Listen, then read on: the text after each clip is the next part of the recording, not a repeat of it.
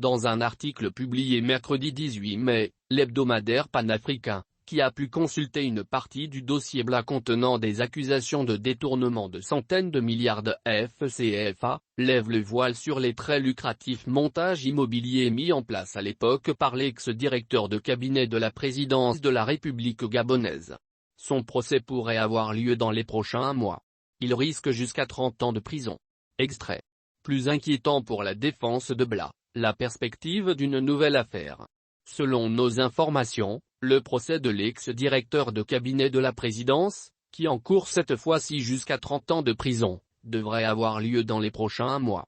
BLA est poursuivi pour de nombreux chefs d'inculpation. Il est notamment soupçonné d'avoir détourné plusieurs centaines de milliards de CFA.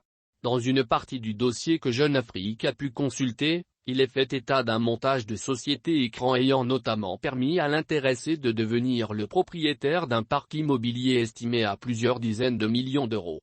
L'ensemble des sociétés concernées ont été identifiées par les enquêteurs, 6 Cynthia, 6 étoiles jaunes ou encore 6 étoiles bleues dont le gérant, Gervais Kouleyo, est sous le coup d'un mandat d'arrêt international.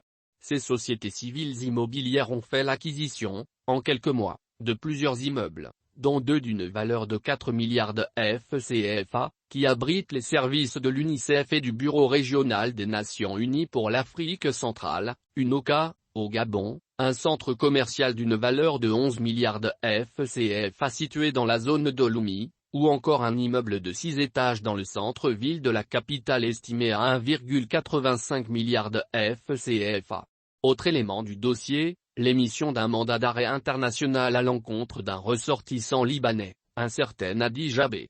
Ce dernier, qui a quitté le pays, a notamment construit dans le village du père adoptif de Brice-la-Cruche à Lianga et à Libreville de nombreux biens immobiliers pour une valeur globale estimée à plus de 10 milliards de CFA.